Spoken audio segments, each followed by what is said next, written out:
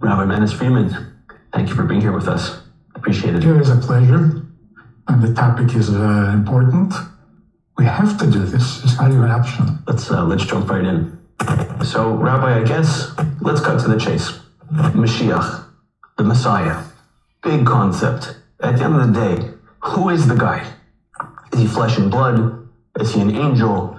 Who are we talking about over here?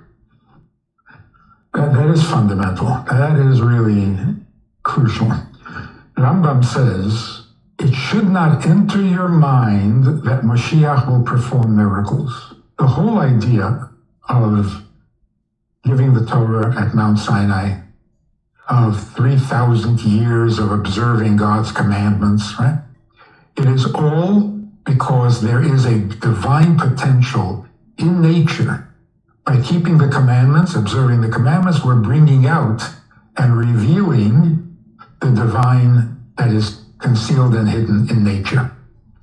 Which means Mashiach has to be a human being. The whole point is humans have the potential to be godly. Nature has the potential to be godly. So he's a regular person. Regular human being. He has a heart that beats, eyes that sees. Right? He is alive. Is he alive right now? He must be. Share what we believe. Because he has to come tomorrow. So I've learned that Mashiach could come one of two ways. One is we're in such dire straits that there's no other option and he is going to have to come and save the day. Or we earned it and he's going to come and reward us for earning his arrival. So the Rebbe has said many times, it's both. When we're so desperate for the truth, you can describe it in one of two ways. So you've never been so low, you've hit rock bottom. On the other hand, you've never been so ready. The world has never been so ready. And the world's going to listen to him?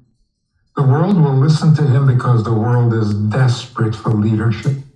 And which country admires its own president or king or whatever, prime minister? It seems that you're pretty hopeful that any moment now that Mashiach is going to come. Well, first, it's inevitable. And we're getting really close to the deadline. We desperately need it to be more than soon, but now, because the stage is set, everybody is ready, and there's no reason that it can't happen immediately. I'm excited for my next interview, which is with Rabbi Lawrence Hagioff. He's the author of a book called A Guide to the Jewish Messiah, Israel and the End of Days. I'm particularly interested to go meet with him because a lot of people are talking about the end of days, Gog and Magog, the ultimate war that will happen before the time of Mashiach. And it feels like the war of Gog and Magog is right here, right now, playing out in front of us. And I need to hear from him exactly what his thoughts are. Rabbi Lawrence Hagioff, thank you so much for being here with us. I guess since you wrote the book, you probably know a little bit about the subject. And there's a big discussion that at the end of days, there will be something called the War of Gog and Magog. And are we there? Are we in the middle of it? Are we at the end of it?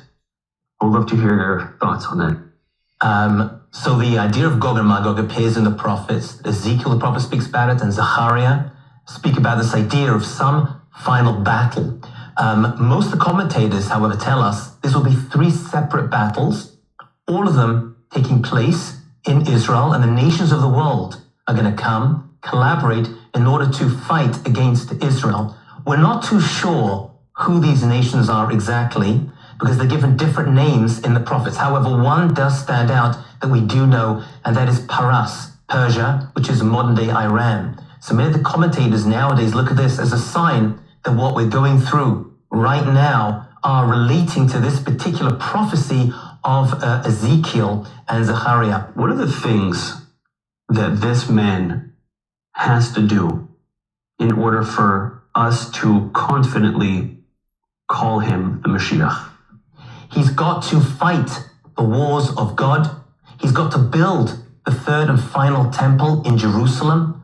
And most importantly, he's got to be the final catalyst to bring every single Jew back to the land of Israel. He's going to be a king.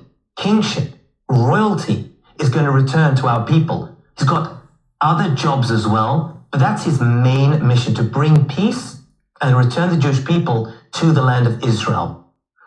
Do you think that we're in the final moments before Mashiach? I have no doubt.